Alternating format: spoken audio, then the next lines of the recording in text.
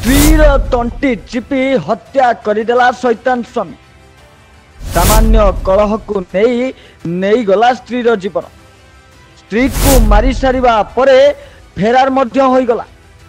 ଘରେ ଥିଲେ 3 ପଢିଲା ଝିଅ, କିନ୍ତୁ ଶୈତାନ ବାପା କରିଦେଲା ସମସ୍ତଙ୍କୁ ମାତୃହୀନ। ଆଜ୍ଞା, ରାୟଗଡ଼ା ସହରରେ ଖେଳି ଯାଇଛି ଏମିତି ଏକ ଚାଞ୍ଚଲ୍ୟକର ଘଟଣା। ସ୍ୱାମୀ ସ୍ତ୍ରୀର ତଣ୍ଟି ଚିପି ହତ୍ୟା କରିଦେଇଛି। ସାମାନ୍ୟ କଳହକୁ ନେଇ ସ୍ତ୍ରୀର ଜୀବନ ନେଇଗଲା ଶୈତାନ ସ୍ୱାମୀ। ରାୟଗଡ଼ା ସହରର ବୁଦ୍ରାୱାଲ୍ସ କଲେଜ ରୋଡ୍ ଠାରେ ଏକ ଅଭାବନୀୟ ଘଟଣା ଦେଖିବାକୁ ମିଳିଛି। ନିଜ ସ୍ତ୍ରୀ ପି ଗୌରୀ ସ୍ୱାମୀଙ୍କୁ ହତ୍ୟା କରି ଗୌରୀ ପାଳିକା ଫେରାର ହୋଇଥିବା ଜଣାପଡ଼ିଛି। सोमवार दिन राति यही घटना घटी। पारिवारिक कलहକୁ ନେଇ जघन्य कांड घटी सूचना मिली। गौरी शंकर बड़ झील लक्ष्मी कहवा अनुजाई राति बापा और मां मध्य कौन विषय को नहीं पाटितुंड होता। खाइबा परे उभय मध्य झगड़ा होगा परे दुहे शोइबा निज कोठरी को चली जाइतिले। यापर झील माने पाख कोठरी को शोइबा चली जाइतिले, किंतु राति 12टारे देखा देइतिला बापांकर शैतान।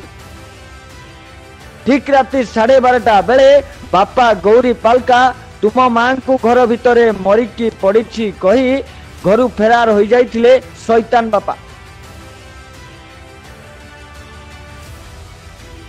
गौरीश्री को तले पड़ी देखी झील माने आंबुलांस जुगे जिला मुख्य चिकित्सालय को नहीं भर्ती करथिले। मेडिकल कर्तृपक्ष एने पुलिस को सूचना देथिले। सूचना पाई पुलिस घटनास्थल में पहुंची एक हत्या मामला रुजु करथिला। तदंत आरंभ करिला परे जणा पड़िथिला यार प्रकृत हत्याकारी होचंती निजे खोद स्वामी। तेबे आखपाख लोकंक कहवा अनुसार उभय मध्य सर्वदा कलह लगी रहुथिला। अपर पक्षरे गौरीश्री स्वामी मध्य ससुर गौरी पालका मद पी सबुबेले शाशुंक सहबली करुथिबा नै कहिसंती।